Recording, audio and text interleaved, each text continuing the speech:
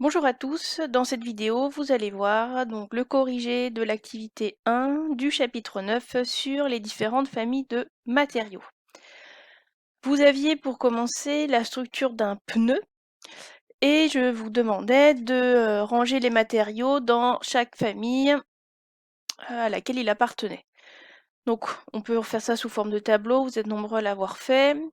Donc 4 familles, les matériaux plutôt métalliques, on inclura dedans les alliages, matériaux organiques et polymères, on va voir d'ailleurs que là-dedans il y a tout ce qui est plastique, bois, laine, tout ce qui contient du carbone, les matériaux minéraux, donc tout ce qui vient des roches, tout ce qui est en verre ou tout ce qui peut être à base de céramique, et les matériaux composites qui eux sont formés d'au moins 2 matériaux non miscibles mais qui ont une bonne cohésion.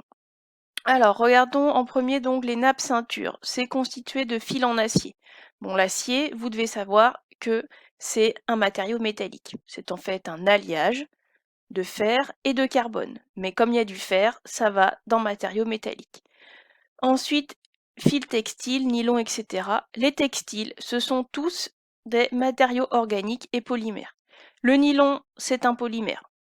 Le coton, le lin, la soie, la laine, ce sont tous des matériaux organiques naturels et qui iront pareil, dans, la même case, puisqu'ils contiennent tous beaucoup de carbone. Ensuite, la gomme du pneu, nous avons du caoutchouc. Le caoutchouc, c'est essentiellement composé de carbone, c'est un matériau organique. C'est aussi un polymère d'ailleurs. Noir de carbone, ça porte bien son nom, c'est du carbone, donc matériau organique. Et puis la silice c'est le constituant majoritaire du sable et donc du verre, puisqu'on fait le verre à partir du sable. C'est un matériau minéral. Donc la silice va se ranger dans la grande famille des matériaux minéraux. Ensuite, la nappe carcasse, si on regarde, fil en acier, on l'a déjà rangé dans alliage. Fil textile, c'est comme fil en nylon, c'est matériaux organiques et polymères. Donc rien de plus à rajouter. Et enfin, la tringle métallique, donc des câbles métalliques inextensibles et tressés que vous allez mettre forcément dans matériaux métalliques. Donc voilà les grandes familles de matériaux ici regroupés pour un pneu. Je vais vous demander ensuite le pneu lui-même, à quelle famille appartient-il? Eh bien on voit que pour le pneu, c'est un assemblage de plusieurs matériaux qui ne se mélangent pas, non miscibles, ça veut dire qui ne se mélangent pas. Mais quand vous avez un pneu, vous vous rendez pas compte qu'il y a tous ces matériaux, donc ceux-ci sont fortement liés. Donc ça, c'est la définition d'un matériau composite. Donc le pneu, c'est l'exemple type du matériau composite. Alors, regardons maintenant les propriétés des différentes familles de matériaux. Je vous demandais, à l'aide d'une recherche internet, pour chaque famille, de trouver des exemples et les propriétés. Alors pour les métaux et les alliages, j'en ai mis 3, fer, cuivre, acier, mais il y en a plein d'autres. Les métaux, vous connaissez l'aluminium, on peut avoir du zinc, on peut avoir de l'étain. Dans les alliages, on peut également avoir du bronze, on peut avoir du laiton, pas de problème. L'acier, sachez juste que c'est un mélange de fer et de carbone, principalement de fer, c'est pour ça qu'on met dans les métaux. Est-ce que les métaux conduisent la chaleur? Bien oui, ce sont de bons conducteurs de chaleur. Est-ce qu'ils conduisent l'électricité? Heureusement, puisque les fils électriques sont en cuivre. Est-ce que ça résiste au choc? Oui. Est-ce que c'est cassant?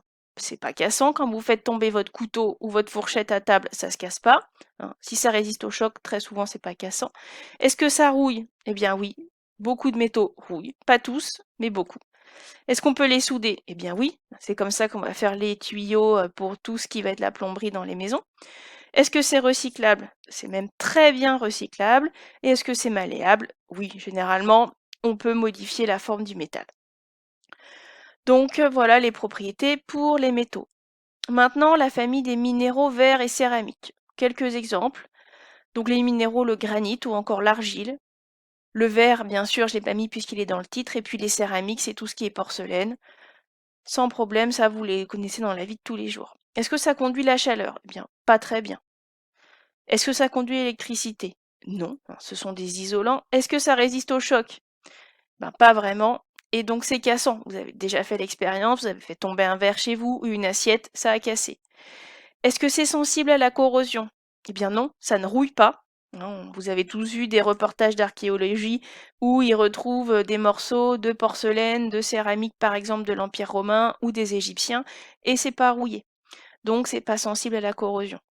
Est-ce qu'on peut les souder? Non. Est-ce que c'est recyclable? Très mauvais recyclage.